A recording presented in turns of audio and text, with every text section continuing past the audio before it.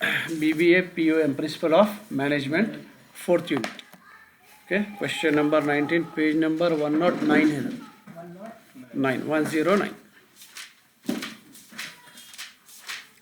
Define staffing, recruitment and selection. या फिर सीधा वर्ड आया selection. Explain the process of selection. ठीक है. स्टाफिंग, स्टाफिंग का मतलब स्टाफ होता, काम करने वाले जो ऑफिस में रहते हैं उसको स्टाफ बोलते हैं. ठीक है, हमें बस स्टाफ टीचर्स वगैरह है वो स्टाफ में आते. वैसी कोई भी कंपनी तो वहाँ पे स्टाफिंग बोल रहे तो नौकरी पे जो रखने का प्रोसेस है वो कैसा रहता, वो प्रोसेस अपने को एक्सप्लेन करने का. ठीक है. सबसे पहले स्टाफिंग क्या है. According to S Benjamin, staffing is defined as the process involve in identifying, assessing, placing, evaluating and directing individuals at work. काम पे सही लोगों को तरतीब से रखना. काम पे सही लोगों को रखना. ठीक है. आइडेंटिफाई करना, एसेस करना यानी चेक करना उन्होंने काम के काबिल है नहीं, इंटरव्यू वगैरह लेके करके कौन सी प्लेस पे उन्होंने शॉर्ट होते हैं, कौन सी जॉब के कौन से रोल. ठीक है ना. रिक्रूटमेंट, रिक्रूटमेंट भी वही प्रोसेस रहता. Recruitment is a process of discover the source of man power to meet the requirements of the staffing schedule and to employ effective measures for attracting man power.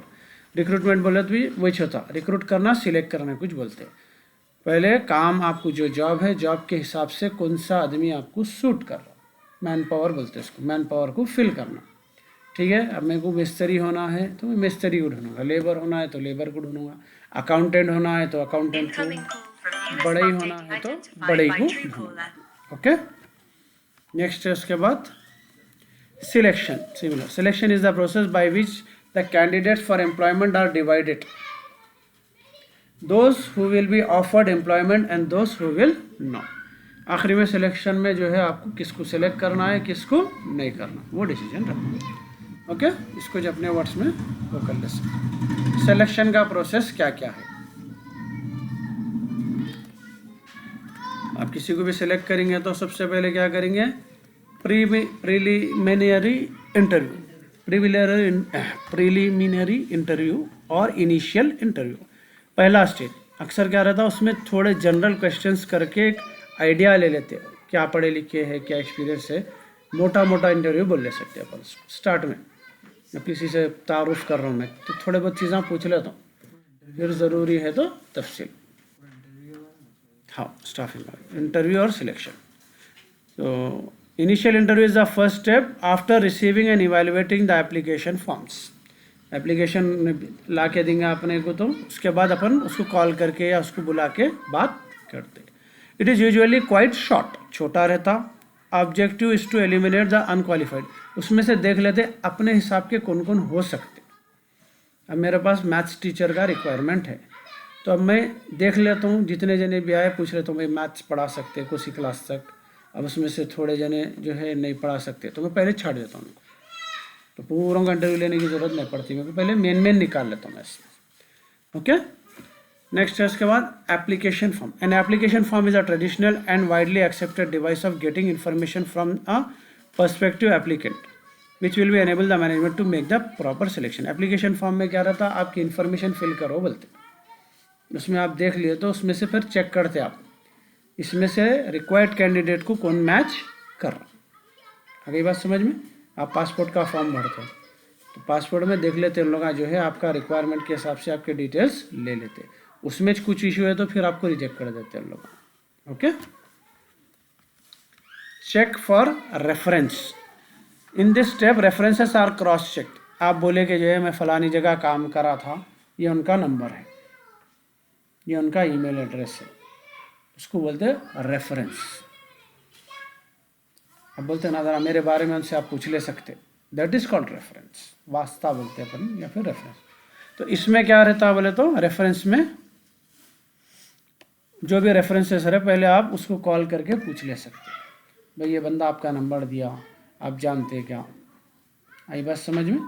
अक्सर जो है biodata शादी का भी बनाए तो उसमें रिश्तेदारों के डिटेल्स लिखते.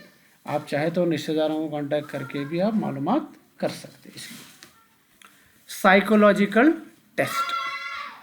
In this step, psychological test is conducted. The human behavior element is vital for the performance as every individual is different from the other. तो इसमें क्या है, लोगों का दिमाग कैसा है देखते। जरा से नवाज निकाल लो।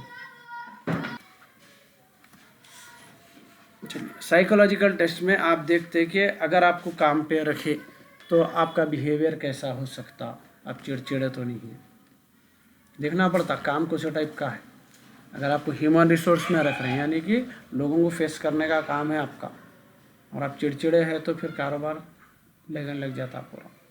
तो आपका दिमाग कैसा है वो इसके अंदर टेस्ट होता है। Employment interviews. In this step interview of employees is conductor. Interview is the most widely use selection technique by all kinds of organisation. इसमें आपका डिटेल्ड इंटरव्यू होता है। उसके बाद में आप क्या पढ़े हुए हैं, क्या करे हुए हैं, आपको क्या क्या आता, आपका लिटरल टेस्ट होता है उसके अंदर। ठीक है, डिपेंड ऑन द जॉब। अब अकाउंट का जॉब क्या से गए तो आपको अकाउंट्स देते हैं लोग, इसमें क्या गलती है निकालो, ये जनरल एंट्री ये कैसा पास करते बताओ। आगे बात समझ में। आप कुछ और उसमें गए तो उसमें रिलेटेड या तो क्वेश्चन से टेस्ट कर देते, या तो फिर आपका जो भी प्रैक्टिकल अगर जॉब है तो प्रैक्टिकल। जैसे मैं कोडिंग के लिए गया मैं, तो मेरे को कोड लिखो बोलते हैं लोग, एक दे देते हैं लोग सिचुएशन देके इसका कोड। जैसा लॉगिन करते हैं अपन, लॉगिन पासवर्ड वगैरह का जो फर्स्ट स्क्रीन आता कोई भी, उसका बैकग्राउंड का कोड लिख के बताओ बोलते हैं लोग। आगे समझ में। तो उसमें होता इंटरव्यू, सारे चीज़ें होते हैं। आपका एक्सपीरियंस डिस्कस होता, प्रोजेक्ट क्या कर रहे थे, कॉलेज में क्या करे थे, गैप आ गया तो गैप कहीं को आया पढ़ाई में आपकी, ये सारे चीज़ें कहीं में डिस्कस होते हैं इंटरव्यू के अंदर। उसके बाद approval bye supervisor. After the process of interviewing the candidate, the supervisor looks for the specific knowledge, formal qualification and suitability and job oriented work characteristics. If he or she is satisfied with the candidate, the approval will be given to the selection candidate. इसमें क्या है, एक list पहले ले लेते हैं, 10 जने select हुए समझो। अब 10 जनों में चेक करते हैं, मेरे पास 2 पोजीशन है, 10 में से कौन से 2 को चूज़ करना, कौन से 2 अपने को फ़ायदेमंद हो सकते हैं और अपने एग्जैक्ट रिक्वायरमेंट, क्राइटेरिया बोलते हैं इंग्लिश, एग्जैक्ट क्राइटेरिया पे सूट हो रहे, उसका अप्रूवल उनका सुपरवाइजर जो रहता उन्हें देता। Physical examination. In this step physical examination is done in the procedure of selection where applicant physical capabilities are matched to the job requirement. Physical examination is carried out to prevent the company against unwarranted claims under workers compensation loss. Physical examination में कई चीज़ें आती हैं। अगर समझो कि job है, job के अंदर समझो अच्छा बंदा, हेल्दी बंदा होने का है, तो उसको उन्हें मैच कर रहा है या नहीं कर रहा। नहीं, आपको खाने की जगह पे अगर आपका जॉब है, फूड इंडस्ट्री में है या हॉस्पिटल हेल्थ इंडस्ट्री में है, तो आपका पूरा मेडिकल पूरा एग्जामिनेशन होता है, ताकि आपको कोई बीमारी पहले से नहीं रहना। अब आप बोलेंगे बाद में मैं जो है ना आया था वहाँ पे हॉस्पिटल में काम करने की वजह से मेरे को यह हो गया, तो हॉस्पिटल वालों के ऊपर आ जाता इशू। तो पहले हर चीज़ का चेकअप होता। नेक्स्ट है इंडक्शन और orientation. In this final step induction और orientation of selection employees is conducted. Induction किसको बोलेंगे, उनको कंपनी का पूरा दौरा कराया जाता, उनका रोल क्या होगा, कौन से डिपार्टमेंट में कौन कौन काम करते, कंपनी कैसा काम करती, पूरी तरीके से। जैसा नई बहू को बताते ना पूरा, ये तुम्हारे मामी सास है, ये तुम्हारे खाला सास है। आई बात समझ में। ये पूरा इसको बोलेंगे इंडक्शन। ठीक है, आपका जॉब के सारे तफसीलात आपको बताए जाते। डन। चलिए 4th unit, next question, question number 34। Explain the relationship between planning and controlling. ठीक है, planning and control are interrelated with each other. दोनों क्या है, एक दूसरे से जुड़े हुए हैं। प्लान बोल तो कोई भी चीज़ करने से पहले उसकी तैयार, उसके बारे में सोचना, दैट इज प्लानिंग। कंट्रोलिंग बोले तो जो है अपने को फिर वो चीज़ें प्लान के हिसाब से चलना, उसको कंट्रोल करना। आ गई बात समझ में। तो मैं बच्चे को गाड़ी सिखा रहा हूँ, मैं ये सोचूंगा कि उन्हें सीधा जाना, तेज़ नहीं जाना, तो प्लान के हिसाब से चलना। अब तेज़ भगाया तो उन्हें कंट्रोल में नहीं, फिर धप्पा देता हूँ मैं, फिर कंट्रोल में आ जाती है गाड़ी। That is planning. प्लान को कंट्रोल करना अकॉर्डिंग टू प्लान। अब तुम्हारे कॉलेज में डाले, कुछ प्लानिंग करे बाबा। अब तुम बाहर गड़बड़ करे तो फिर कंट्रोल करते बाबा तुम्हारे, प्लान पे नहीं रहे तो। समझ गए होंगे आप। चलिए, तो planning is clearly a pre requisite for controlling. Planning हुए बाद में कंट्रोलिंग समझ में आती। प्लानिंग में डिसाइड करते हैं अपने को क्या क्या करना है, क्या क्या नहीं करना है।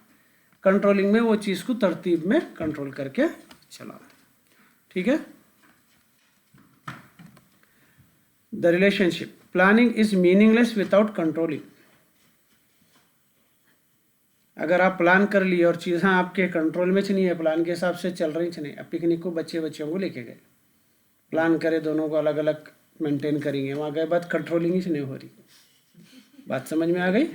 Planning is meaningless without control. अगर समझ में, the success of any plan is dependent on the presence of control. Plan जब भी सक्सेस होता है जब कंट्रोल में रहेंगे आपके हर चीज़। Okay. Controlling is useless without planning. खाली कंट्रोल कर रहे हैं। जब मैं पुलिस वालों को समझो, पुलिस का ऑफिसर जाके बोला खाली कंट्रोल करो, उन्हें जिसको बोले खाली कंट्रोल कर लेते, चल यार कोई तरतीब ही नहीं है उसके अंदर। समझे, शादी के बाहर लगाए, समझो किसी की असद भाई की बेटी की शादी है, जाओ कंट्रोल करो, उन्हें मेहमानों को अंदर नहीं छोड़ा करते, खाली कंट्रोल कर रहा हूँ। बात समझ में आई। Because there is no planning. Planning के हिसाब से बोलेंगे ये है तो अंदर छोड़ो, ये है तो नको छोड़ो, मीडिया वालों को ये हद तक कंट्रोल करो, तो that is planning according to control. तो अगर कंट्रोलिंग कर रहे हैं और प्लानिंग ही नहीं है तो that is also useless. Okay. उसको दो चीज़ें रेफर करो बोला, दो आंसर आने अली जनरली देख लेते, उसका कंटिन्यू है आंसर, ये रेफरेंस में दिया आने। ठीक है। हाँ, ये भी पॉइंट्स है। प्लानिंग है क्या एक्चुअली? Provides direction. वही से सेकेंड यूनिट के आंसर है ये, इसमें थोड़ा अटैच करके इसको मिला के लिख देना। प्लानिंग है क्या? प्लानिंग क्या है? Provides direction. सेकेंड यूनिट में से रेफर करा उन्हें आंसर है। Planning directs the whole organisation and management function such as staffing. तो प्लानिंग क्या है? हर चीज़ का डायरेक्शन है। प्लानिंग पहले से तय रही तो चीज़ें उसी हिसाब से काम करते, वो क्या है? डायरेक्शन मिलता अपने को। Provides holistic picture of result. Planning करके अपन सोच सकते हैं आउटपुट इतना आ सकता हूँ। मैं प्लान कर रहा हूँ, मेरी होटल है, मैं आज 5 हंडी बनेंगे, सेल इतना होगा तो इतना कमाऊँगा, मैं रिजल्ट पहले सोच लेता हूँ प्लान के हिसाब से। ठीक है। Coordinated actions. प्लानिंग में क्या रहता है अपने को? एक दूसरे के साथ जो है एक्शंस पूरे मिले हुए रहते, ये काम होगा, फिर इसके बाद ये काम होगा, इसके बाद ये काम होगा, कोऑर्डिनेशन रहता है एक दूसरे के साथ। इकोनॉमिकल। अपन जब प्लान करते कोशिश करते हमेशा अपन पैसे बचना अपने, सेकेंड यूनिट के। ठीक है। तो इकोनॉमिकल जो है ना, अपना जो प्लान रहेगा हमेशा क्या रहेगा? पैसे कम से कम खर्चा होना। Reduce risk. रिस्क भी कम से कम रहना। प्लान अपन इस हिसाब से करना, वही पॉइंट्स है। ठीक है। तो हाँ, उसमें जो है वो दे रहा हूँ। उसके बाद कंट्रोलिंग का भी दे दिया उन्हें, थोड़े पॉइंट कंट्रोलिंग के लिख दो। कंट्रोलिंग किसको बोलते हैं? ये आंसर में हाँ, दो चीज़ें है ना। ये आ रहा page number 118। Importance of control in a business organisation. देखिए 36। It is regarded as crucial element in the success of an organisation. वही बातों को खोल के लिखना है कि अपने को कंट्रोलिंग बहुत इंपॉर्टेंट चीज़ है और बहुत ज़रूरी है कोई भी काम के लिए। इट अवॉइड्स एनी मिसयूज और wastage of resources by making best possible. आप अगर कंट्रोल में रहेंगे तो आपके जो है रिसोर्सेज वेस्ट भी नहीं होते।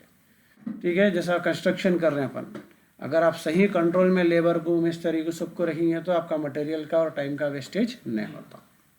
It helps in ensuring order and discipline in an organisation which improves the morale of the employee. तो कंट्रोल में जब चीज़ों को रखेंगे तो हर चीज़ डिसिप्लिन से चलती, हर चीज़ ऑर्डर में रहती। इससे क्या है? एम्प्लॉयज़ को कुछ शिकायत भी नहीं रहती, उन्हें काम कर रहा है, इन्हें नहीं कर रहा, उन्हें ज़्यादा घंटे कर रहा है, इन्हें कम घंटे कर रहा, ये इश्यूज़ किसको भी नहीं आते। It is responsible for coordination among various departments and directs their efforts towards the attaining the common organizational goals and objectives. तो कंट्रोलिंग की वजह से सारे डिपार्टमेंट्स अपना अपना काम सही करते, फिर आपस में भी मिलके भी काम सही तौर पे निभा सकते। जैसा कि स्कूल में अलग अलग टीचर्स है, अलग अलग टीचर्स जो है समझो। अलग अलग टीचर्स रहे तो जो है ना हर कोई अपना सही मेंटेन करा तो फिर पूरा स्कूल मिलके सही चल सकता है। एक क्लास कंट्रोल में है, एक कंट्रोल में नहीं है तो स्कूल कभी भी तरतीब में नहीं आ सकता। ओके, चलिए ये हो गया 4th यूनिट।